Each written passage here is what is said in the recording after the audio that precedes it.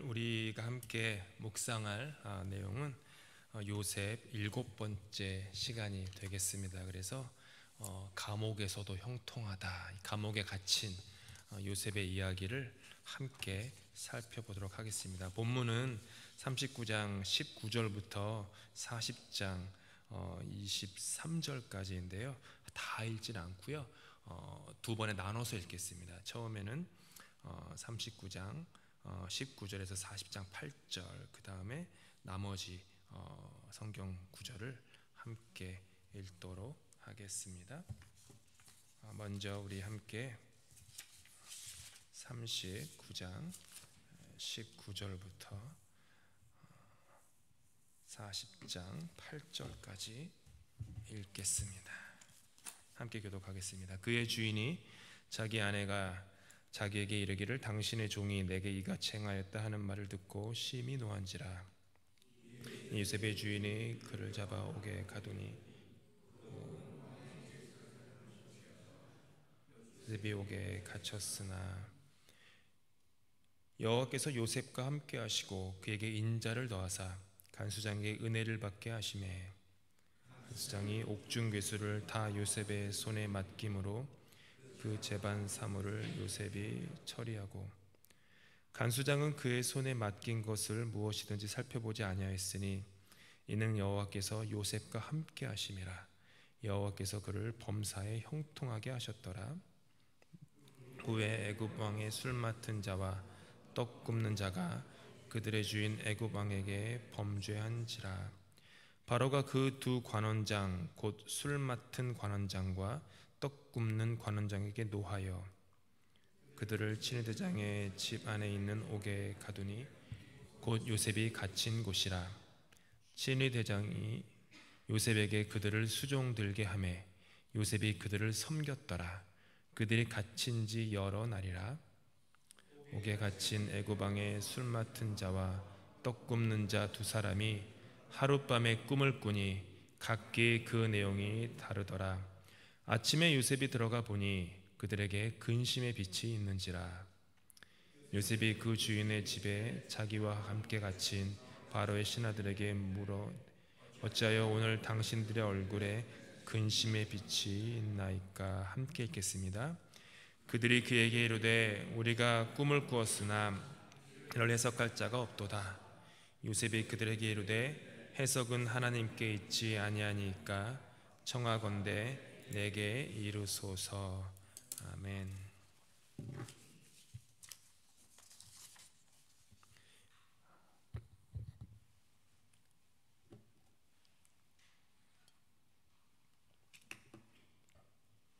요셉의 인생에는 어떤 반복되는 패턴이 있습니다. 그 가장 대표적인 것이 환경입니다. 요셉의 환경이 반복돼요. 근데 이 환경이라는 것은 요셉의 손 밖에 있는 것입니다. 우리가 이제 우리에게도 주어진 환경이 있습니다. 인생마다 패턴이 있어요. 어떤 반복되는 패턴 같은 것들이 있습니다. 잘 눈에 드러나지 않을 수도 있지만 가만히 지나온 삶을 관조하면서 보다 보면 어떤 내 인생에 어떤 반복되는 패턴이 있었네라는 걸 볼 수 있는 게 몇 가지가 있는데, 그 중에 환경적인 게 있는데 환경은 손 밖에 있는 것입니다. 우리가 애를 써가지고 환경을 주장할 수 있다고 생각할 수도 있을지 모르지만 사실 환경은 우리 손 밖에 있습니다. 환경은 우리가 주장할 수 있는 게 아니죠. 요셉은 고향 가나안에서 꿈을 2번 꿨습니다. 그리고 이집트 경호대장 보디발의 감옥에서 두 관원장의 꿈을 2번 해석합니다. 이게 요셉이 가졌던 반복된 환경이죠. 가나안에 갇혔던 우물이 있었죠. 우리가 거의 처음 시간에 배웠는데, 가나안에 갇혔던 우물이라는 단어가 구덩이를 뜻하는 히브리어 보르였습니다. 이집트에서 오늘 본문에서 누명을 쓰고 갇힌 감옥도 히브리 원문에 따르면 구덩이를 뜻하는 보르였습니다. 그러니까 우리는 그냥 한국어에서 우물 속에 갇혔다, 그 다음에 감옥에 갇혔다. 서로 다른 거잖아요. 근데 성경의 원문에 따르면은 같은 보르, 구덩이라고 하는 것이죠. 요셉의 인생의 환경의 패턴이 뭐냐면은 이렇게 뭔가 인생이 잘 풀리다가 아버지로부터 사랑을 받다가 구덩이에 팍 떨어지고, 종이 되어가지고 10년 동안 인정받아가지고 집안을 총괄하는 총책임자가 됐다가 또 갑자기 본인이 하지 않은 것을 위해서 훅 떨어지고, 이런 게 요셉의 어떤 환경적 패턴이었습니다. 요셉 가문의 그 선조들의 가족에도요 패턴이 있었습니다. 남자들은요 누구죠? 아브라함, 이삭, 야곱. 요셉의 이 선조 아버지와 할아버지들은 한 아들만을 향한 편애가 있었습니다. 이게 환경의 패턴이었어요. 여자들은요 누구죠? 사라, 그 다음에 리브가, 라헬 할머니, 어머니, 증조 할머니, 이 여인들은 다 다른 여인들을 향한 질투의 반복적 패턴이 있었어요. 참 신기하죠? 요셉의 집안에 이렇게 남자들 사이에 흐르는 패턴, 여자들 사이에 흐르는 패턴이 있었어요. 세월이 지나면서 나무에 나이테가 생깁니다. 사람의 얼굴에 주름이 생깁니다. 마찬가지로 세월 속에서 이런 패턴이 계속 반복되다 보면 사람의 마음에 나이테, 주름 같은 것이 생기게 됩니다. 오랜 세월을 거쳐서 생긴 이 마음의 이 나이테, 이 주름, 뭐 여러분이 나이테로 부르셔도 되고 주름으로 부르셔도 돼요. 이거는요 생각보다 그 힘이 강력합니다. 내가 이러면 안 되지 하는데 내 안에 깊이 인이 박힌 것 같은 그런 나이테나 주름들이 나로 하여금 그런 것을 하게끔 할 때도 있고, 이걸 해야 돼 라고 하는데 내가 내 안에 어떤 두려움과 걱정, 근심의 나이테가 너무 깊이 박혀 있다면 계속 주저합니다. 강력한 힘을 발휘하는 것이죠. 좋은 것도 있어요. 그런데 마음의 패인, 이 패턴 같은 것이 인생에 언제나 긍정적인 열매를 주는 것은 아닙니다. 한번 생각해 보시기 바랍니다. 꿈, 요셉이 꾸었던 꿈. 요셉은 어떻게 보면 꿈 때문에 인생이 망가졌습니다. 꿈 때문에 형들로부터 미움과 질투를 받고 노예로 팔려갔고요. 그런 것 때문에 구덩이 감옥에 갇히게 된 신세도 따지고 보면 다 꿈 때문이었습니다. 타국의 노예 생활로도 모자라서 어둡고 습한 구덩이에 2번씩이나 갇힌 것입니다. 편애로 인한 피해자도 자신이었고, 여자의 질투로 인한 최대의 피해자도 자신이었습니다. 보디발의 아내, 그리고 자기 아버지 야곱의 편애. 술관원과 빵관원이 어느 날 꿈을 꾼 다음에 그 꿈 때문에 고민하는 것을 보면서도 요셉은 냉소를 퍼부을 수도 있었습니다. 그깟 꿈 아무짝에도 쓸모없다고, 나 보라고, 내가 10수년 전에 내 고향 땅에서 그토록 찬란한 꿈을 2번이나 꿨는데 내 처지를 한번 보라고, 내가 하지도 않은 짓 때문에 노예로 팔렸고, 내가 저지르지도 않은 잘못 때문에 누명을 입고 언제 석방될지도 모르는 감옥에 또 갇혔다고, 난 2번씩이나 보르 구덩이에 갇혔다고, 그깟 꿈 아무짝에도 쓸모없다고, 그냥 당신들이 꾼 꿈은 개꿈이라 여기시고 그냥 감방에서 편하게 잠이나 주무시라고, 그런 거죠. 꿈이나. 요셉이 그럴 수 있어요. 이처럼 환경의 어려움에서 오는 반복적 패턴으로 인해서 사람 마음 깊은 곳에 불평과 원망, 냉소의 깊은 주름이 요셉에게 생길 수도 있었습니다. 그렇지 않습니까? 한번 요셉으로 한번 감정을 이입시켜 보세요. 한두 달도 아니고요, 10년 동안 노예 생활한 겁니다. 그것도 성실히 한 거예요. 최선을 다해서 했어요. 인정받았습니다.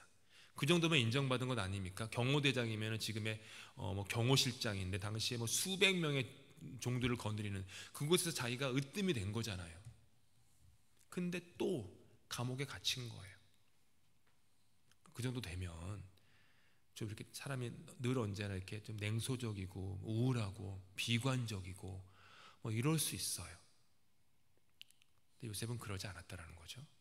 왜냐하면 요셉의 인생에 자기가 주장할 수 없는 환경의 패턴 말고 또 다른 영적 패턴이 흐르고 있었기 때문이에요. 그것은 첫째, 자기가 있는 곳, 내가 처한 곳에 대한 패턴이에요. 내가 처한 곳에 임마누엘, 하나님이 언제나 함께하고 계셨다라고 하는 영적인 패턴이 흐르고 있었어요. 보디발의 집에 종으로 있었을 때 성경은 이렇게 얘기합니다. 여호와께서 요셉과 함께 하심으로 그가 형통한 자가 돼요. 보디발의 감옥 구덩이에 처하니까 또 성경은 얘기해요. 요셉이 옥에 갇혔으나 여호와께서 요셉과 함께 하시고 그에게 인자를 더하사. 고난의 환경이라는 반복적 패턴 너머에 그 모든 상황 속에서도 여호와 하나님께서 함께하고 계신다라고 하는 영적인 패턴이 요셉의 삶에 흐르고 있었던 거예요. 두 번째 패턴은 그가 하는 일에 대한 것이었습니다. 그가 있는 곳에도 하나님이 늘 함께 했는데 그가 하는 일에도 하나님이 함께 하셨다라는 거예요. 보디발의 집에 있었을 때 이렇게 얘기합니다. 그의 주인이 여호와께서 그와 함께 하심을 보며 또 여호와께서 그의 범사에 형통하게 하심을 보았더라. 감옥 구덩이에 있을 때는 뭐라고 하냐면 간수장은 그의 손에 맡긴 것을 무엇이든지 살펴보지 아니하였으니 이는 여호와께서 요셉과 함께 하심이라. 여호와께서 그를 범사에 형통하게 하셨더라. 이 고난의 환경이라는 반복적 패턴 너머에 여호와께서 함께 하신다라는 영적 패턴으로 인해서 요셉은 하는 일이 다 잘 되었습니다.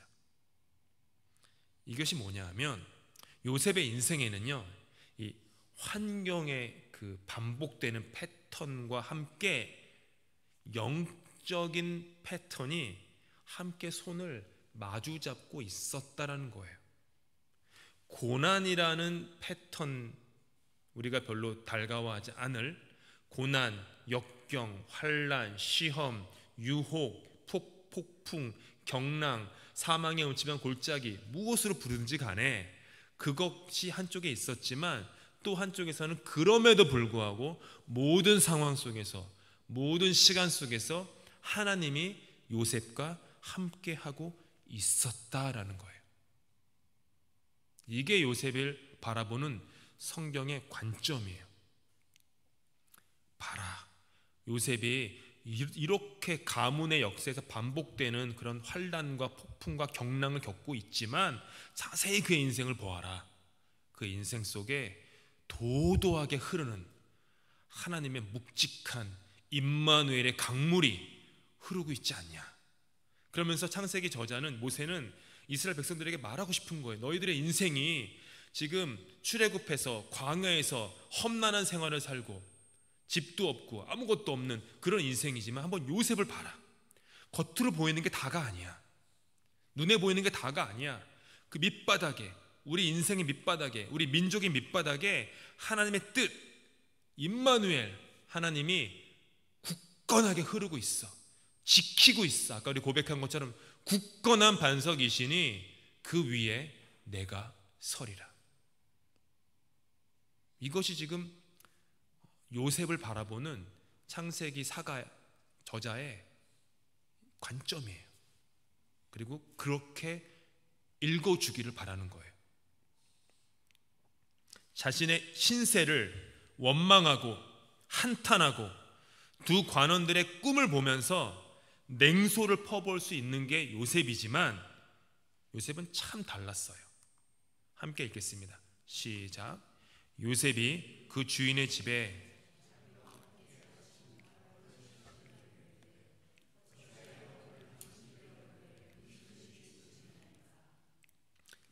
이게 참 그냥 이렇게 성경을 읽으면 놓치기 쉬운데요, 이게 굉장히 놀라운 말씀이에요. 요셉의 인생에 있어서. 왜냐하면 10년의 세월 속에 엄밀히 얘기하면 요셉이 감옥에 3년 있었고요, 꿈 해석을 한 후에 2년 후에 석방되거든요. 나중에 보겠지만은 꿈 해석의 혜택을 받은 술 관원장이 요셉을 까먹어요. 2년 동안 성경 보니까. 그러니까 이집트에 온 지 11년째 되었을 때 꿈 해석을 한 거죠.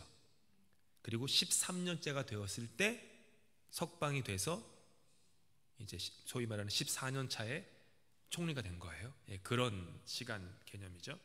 근데 아무튼 이 10년 정도의 세월 속에서 생긴 성숙이라는 영적 주름이, 영적 나이테가 요셉에게 있었던 거예요. 이 30대, 이제 20대 후반에 이 청년에게 27세, 28세였는데 이때가 벌써 이때부터 요셉은 정말 깊은 성숙이 있었어요.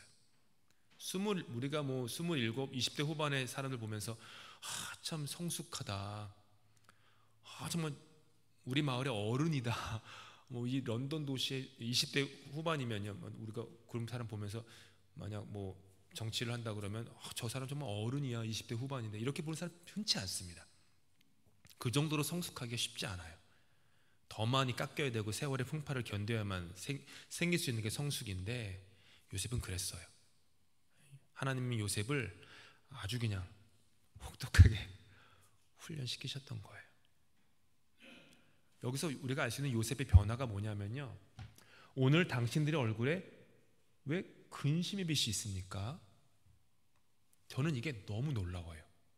왜냐하면 어느 틈에 요셉이요, 다른 사람의 낯빛을 보고 그 사람들의 마음을 헤아릴 줄 아는 성숙한 사람으로 변화되었어요. 왠지 아세요? 가나안에 있었을 때 자신을 향해서 곱지 않은 시선으로 쳐다보는 형들의 낯빛을 요셉은요 알아차리지 못했어요. 형들이 한두 명도 아니고 10명인데요 10명이 번갈아 가면서 자기를 째려봐도 금방 알아차려야 되지 않습니까?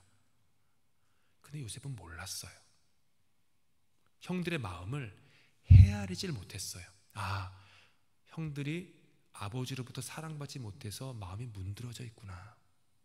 사실은 그런 형들이 아닌데 아버지의 편애와 그 질투에 집어삼킴 당해서 너무 어둠이 있구나, 사람들이 우울하구나, 너무 어둡구나, 이런 마음으로 볼 수가 없었어요. 요셉은 그냥 자기 혼자에 도취되어 있었잖아요. 그러니까 채색 옷 입고 좋아가지고 막. 근데 보세요, 10년이 지난 후에 요셉은 감옥에서조차요, 여러분, 감옥이에요.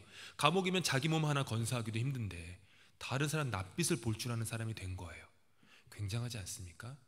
여러분 인생 속에 여러분 개인으로서 심한 고난 가운데 있을 때 내 옆에 있는 사람의 고통과 아픔이 눈에 들어오시던가요? 잘 들어오지 않습니다. 병실에 누워 있는데 다른 사람을 향한 그 긍휼, 연민, 걱정 잘 어려워요. 게다가 감옥에 갇혔잖아요. 요셉은 그렇게 하고 있어요. 이거 그냥 완전 사람이 완전히 변한 거예요. 이거는 극적으로 변한 거예요. 성숙이 이런 거예요.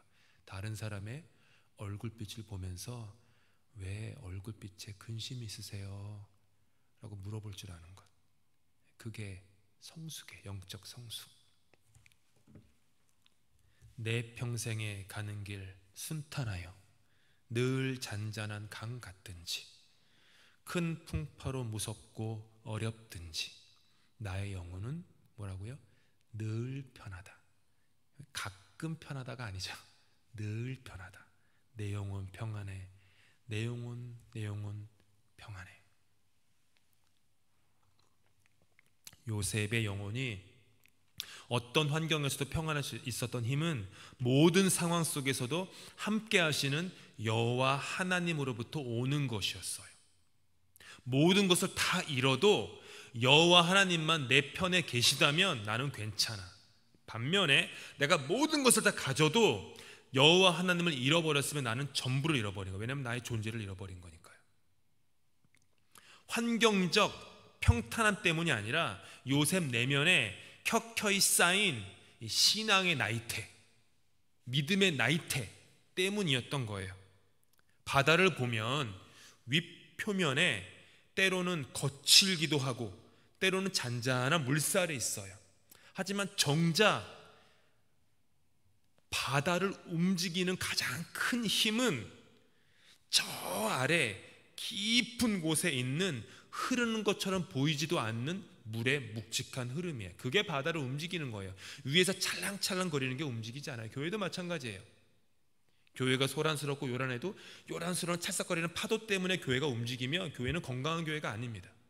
밑바닥에서 잠잠하게 묵직하게 기도하고 무릎 꿇고 하는 그런 영적인 흐름, 그게 밑바닥에다 받치고 있으면요 교회는 견고한 거예요. 가정도 그래요. 환경이 막 어렵고 인플레이션이다 뭐다 해가지고 막 어려워서 엄마 아빠가 막 걱정하고 막 이러면은 막 가정이 막 정신없죠. 그거 말고 이 가정이 밑바닥에서 하나님의 묵직한 흐름이 이 가정을 꽉 붙잡고 있으면요 그럼 되는 거예요. 지나갈 수 있는 거예요. 사망의 음침한 골짜기를. 요셉의 환경이라는 윗표면은 폭풍과 경랑이었는데요, 요셉의 영혼 깊은 아래에서는요 하나님이 함께 하심으로 오는 내적인 평화가 거기에 있었던 거라는 거죠. 그래서 요셉은요 신앙의 성실함을 계속 지켜나갈 수 있었습니다. 그리고 시간을 통해서 영혼의 믿음의 나이테가 조금씩 파이면서 이제는 성실함과 더불어서 성숙함이 생긴 거예요. 요셉은 원래부터 성실한 사람이었어요. 제가 첫 시간에도 말씀했다시피 요셉의 특징은 성실함입니다. 성실함, 신실함. 근데 이제 10년의 세월이 흐르는데 뭐가 생겼어요? 성실함 위에다가 성숙함이 덮여진 거예요. 꿈 해석에 대해서 두 관원들이 이러이러 얘기를 하자 요셉이 이렇게 대답합니다. 함께 읽습니다. 시작. 해석은 하나님께 있지 아니하니까 청하건대 내게 이루소서. 다른 사람의 마음을 헤아리고 하나님을 깊이 신뢰하는 신앙적 성숙함. 인생의 폭풍과 경랑이 무조건 우리를 영적인 성숙함으로 이끄는 것은 아닙니다. 잘 아셔야 돼요. 폭풍과 경랑을 대하는 우리의 자세에 따라서 저와 여러분은 성숙해질 수도 있고요, 아니면 절망과 냉소와 우울의 나락으로 빠져들 수도 있어요. 그래서 세월을 지내는 것보다 몇 천만 배 더 중요한 것이 그 세월을 어떻게 지내느냐예요. 세월을 그냥 흘려보내는 것이 중요한 게 아니죠. 어떻게 보내느냐. 그냥 흘려보내는 세월은 우리의 영혼에 어떤 깨달음도 주지 못합니다. 오직 마음과 뜻과 정성을 다해서 믿음과 인내로 나를 위해 십자가에 달리신 예수 그리스도를 바라보며 그렇게 겪는 세월이어야만 우리에게 깨달음과 변화를 줍니다. 예배도 마찬가지예요. 예배의 횟수가 많아진다고 변화가 생기지 않지 않습니까? 여러 가지 이유가 있겠죠.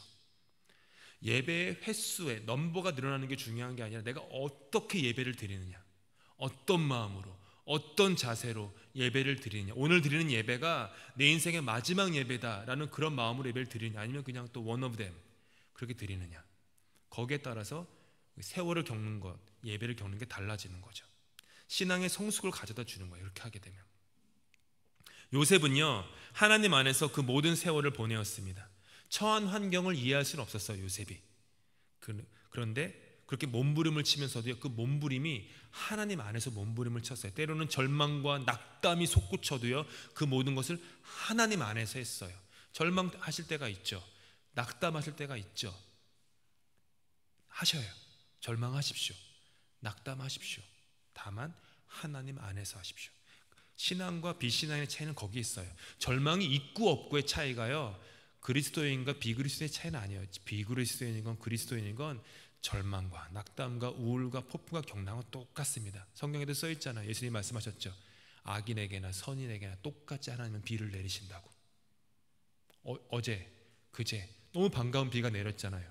그 비를 맞을 만한 자격이 있는 사람에게만 내렸습니까? 아니에요. 그 비를 맞으면서 좋은 생각을 하는 사람에게도 그날 비가 내렸고요, 그 비를 맞으면서 아주 못된 생각을 하는 사람에게도 비가 내렸습니다. 세상은 그런 거예요.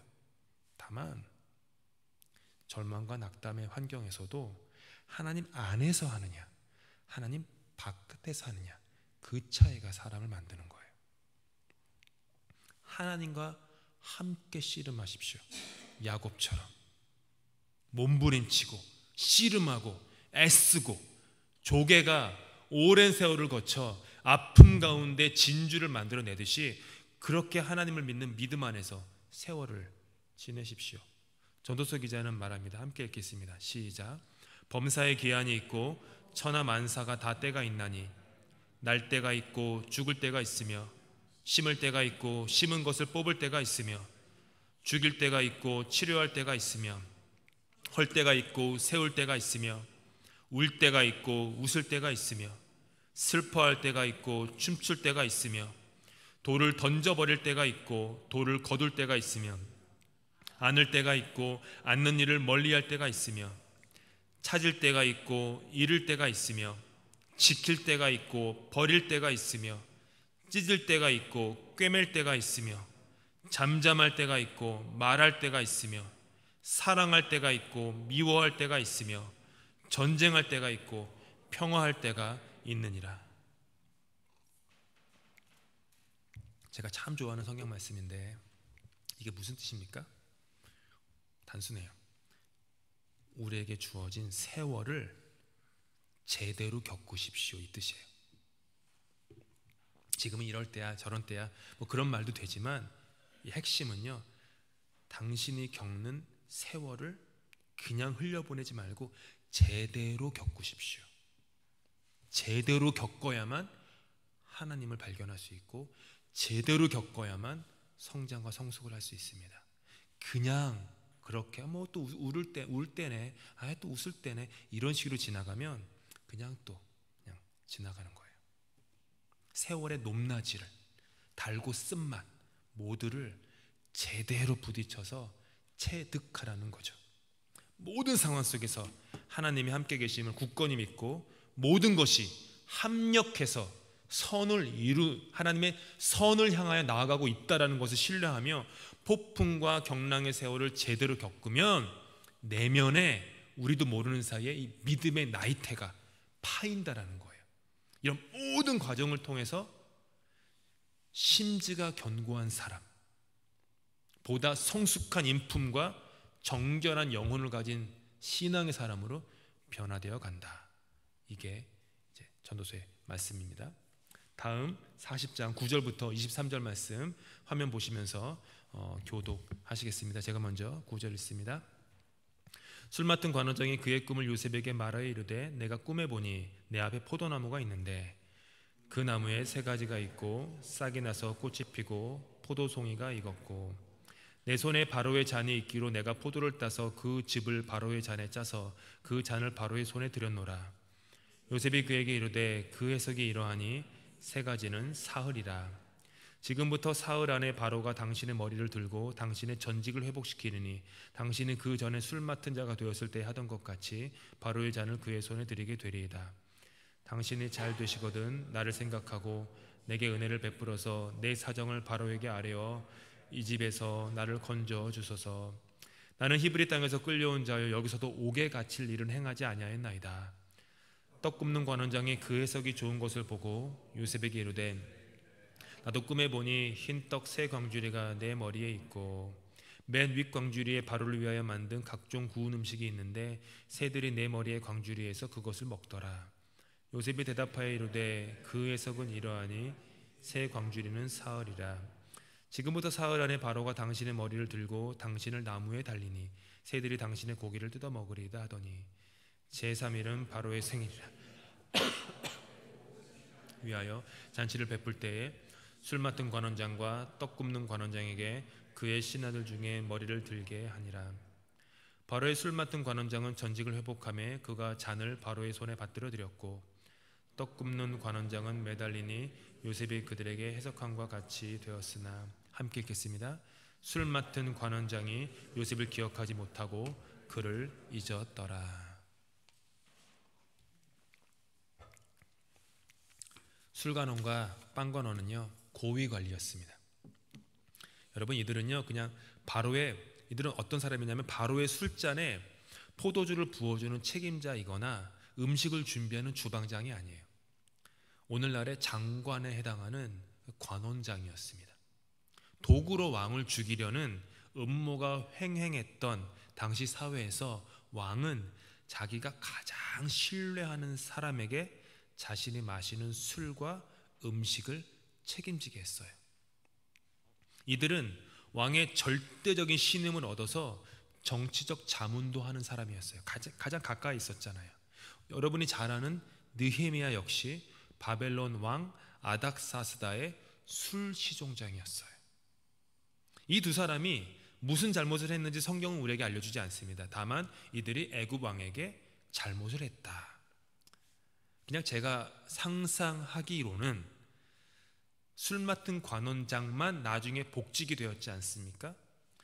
빵 관원장은 그렇지 않게 된 것으로 보아서 술 관원장이 아마도 모함을 받아서 감옥에 갇혔던 것 같아요. 그는 왕궁에서 매일 열리는 연회의 책임자였거든요. 근데 어떤 한 연회에서 음식이나 음료에서 독이 발견되었겠죠. 거기에 대한 책임을 물어서 감옥에 갇혔을 가능성이 무척 큽니다. 요셉은 이 두 사람의 꿈을 정확하게 해석해 줍니다. 술관원은 복직될 것이고 빵관원은 죽을 것이다. 그리고 며칠 후 이 둘의 운명은 요셉의 해석대로 정확히 이루어집니다. 특별히 요셉은요 술관원장에게 두 번씩이나 이렇게 얘기해요. 나는 아무 죄가 없으니까, 제발 감옥에 갇혔으니까 당신이 복직되었을 때 나를 기억해 주십시오. 근데 성경은 말합니다. 함께 읽습니다. 시작. 술 맡은 관원장이 요셉을 기억하지 못하고 그를 잊었더라. 그리고 바로 그 다음 절에 이렇게 말합니다. 시작. 만 2년 후에. 요셉은 만 2년 동안이나 잊혀진 존재가 되어버렸습니다. 이게 또 반복되는 거예요.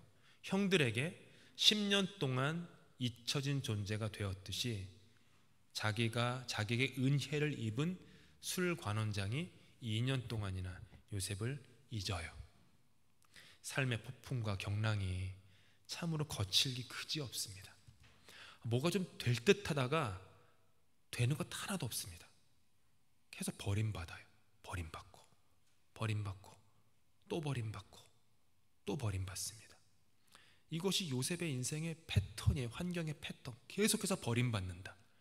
계속해서 잊혀진다. 여기서 만약 요셉이 버림당한 상처만을 들여다보며 살았다면 그는 적개심이 가득한 요셉, 원한이 가득한 요셉, 자포자기의 요셉, 냉소의 요셉이 되었을 겁니다. 그런데 요셉은 절망과 낙담에 집어삼킨 당하기보다는 자기에게 주어진 운명에 순종하고 신앙의 중심을 잡고 살아갑니다. 성경은 2년 동안 요셉이 어떤 마음으로 살았는지 말해주지는 않아요. 하지만 그가 그 후에 살았던 삶의 모습을 보면 그가 그 2년 동안 어떤 마음으로 살았는지 이 지레 짐작이 됩니다. 애굽의 총리가 되자마자 요셉은 그 술 관원장이 괘씸하다고 복수하지 않습니다. 보디발을 벌하지도 않습니다. 보디발의 아내 역시 죄를 묻지 않습니다.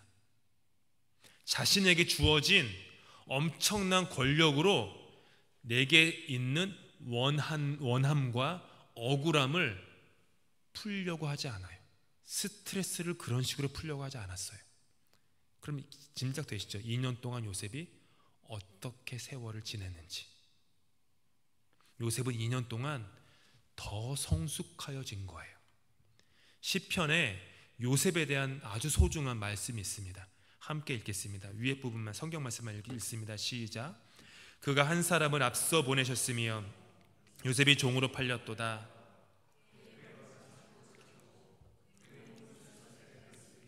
곧 여호와의 말씀이 응할 때까지라. 그의 말씀이 그를 단련하였도다.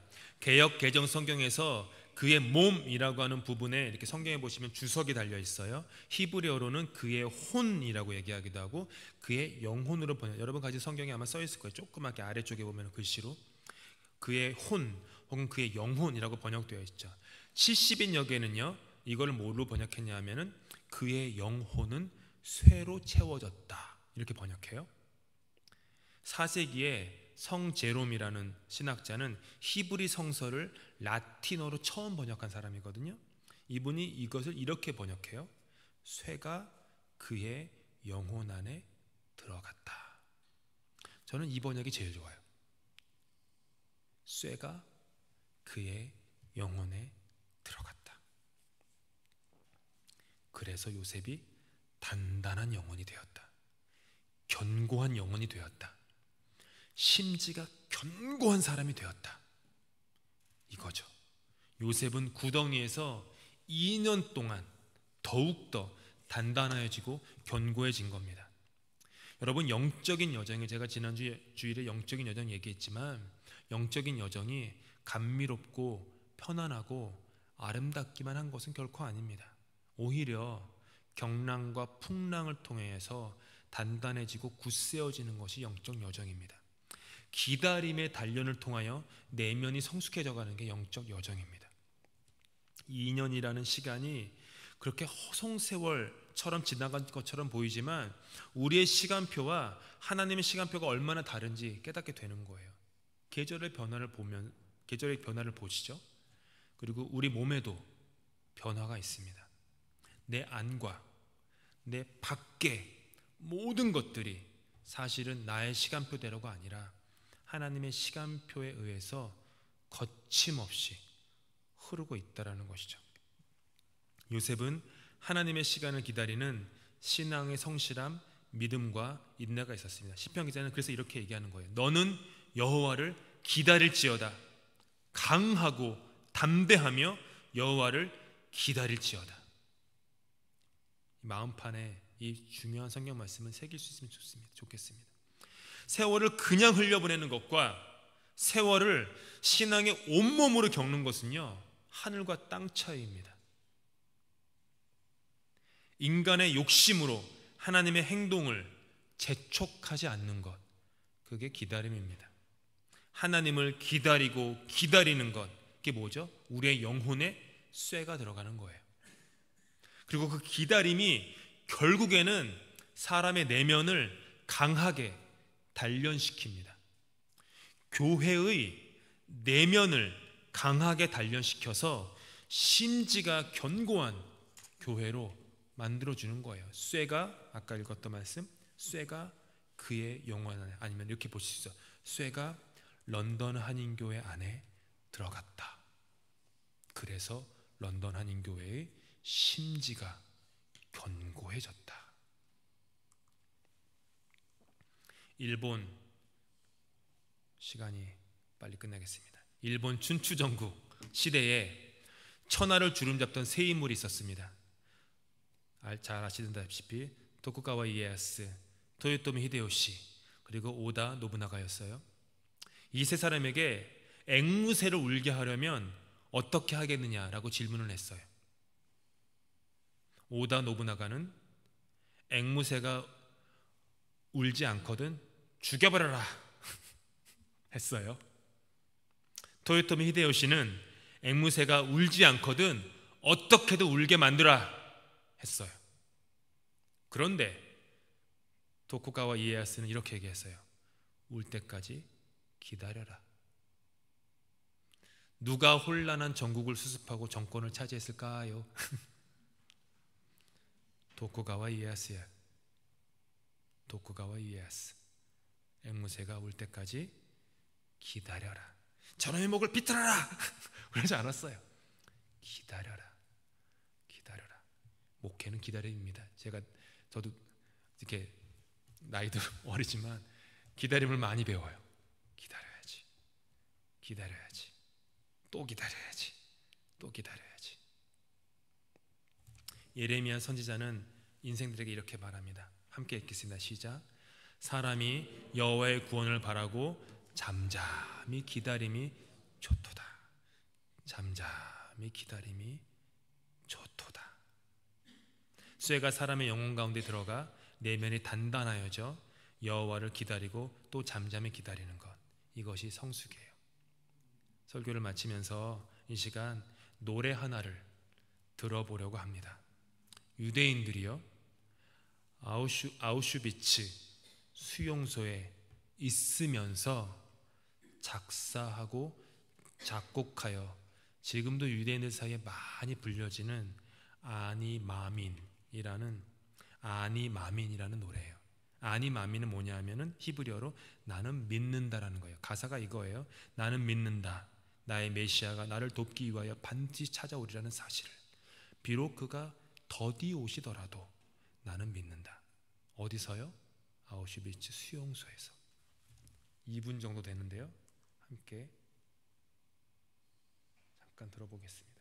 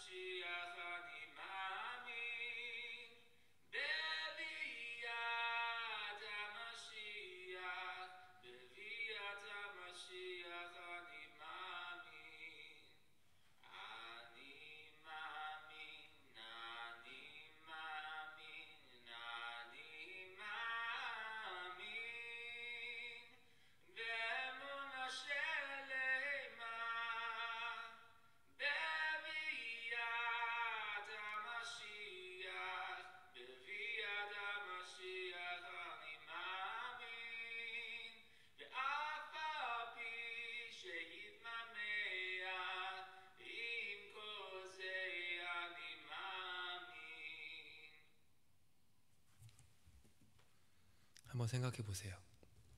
아우슈비츠 수용소에서 독가스실에 들어가는 사람들을 보면서 이런 노래를 불렀던 나는 믿습니다. 메시아가 오셔서 우리를 구원해 주실 것을. 비록 혹 그가 더디 오시더라도 나는 소망을 잃지 않습니다. 이게 신앙이에요. 이게 요셉의 신앙입니다. 우리의 영혼이 요셉처럼 늘 하나님을 기다립니다. 함께 읽습니다. 나 곧 내 영혼은 여호와를 기다리며 나는 주의 말씀을 바라는도다. 파수꾼이 아침을 기다림보다 내 영혼이 주를 더 기다리나니 참으로 파수꾼이 아침을 기다림보다 더하도다. 사랑하는 성도 여러분, 여러분 인생 속에 폭풍과 경랑이 있으십니까? 기다리십시오. 파수꾼이 아침을 기다림보다 더하게 여호와를 기다리십시오. 소망을 결코 잃지 마십시오. 쇠가 저 여러분 마음속에 들어가 우리를 요셉처럼 신앙의 사람으로 단련시키시는 하나님의 선하신 뜻이 있는 줄 믿습니다. 함께 기도하시겠습니다. 여호와를 기다리며 또 기다립니다. 요란스럽지 않게 잠잠히 주님을 기다립니다. 주님의 구원을 바라며 기다립니다. 파수꾼이 아침을 기다림보다 더한 기다림으로 주님을 기다립니다. 사망의 음침한 골짜기에 있을지라도 아침을 기다림보다 주님을 더 기다립니다. 기다리는 우리들의 영혼 가운데 주님 임하여 주시옵소서. 비록 주님의 뜻이 우리 눈에 볼 때 더디 이루어지는 것처럼 보여도 소망을 잃지 않게 하여 주옵소서. 믿음을 잃지 않게 하여 주옵소서. 사랑하는 우리 자녀들을 주님 손에 맡깁니다. 부모로서 볼 때 참으로 더디 이루어지는 것 같다라고 생각해서 마음이 아플 때가 얼마나 많이 있겠습니까? 하지만 주님 기다립니다. 기다리고 또 기다립니다. 눈물로 기도하며 무릎 꿇고 기다립니다. 주님의 뜻을 우리 자녀들 가운데, 우리 가정 가운데, 이 교회 가운데 이루어 주시옵소서. 우리 주님께서 가르친 기도로 예배 마칩니다.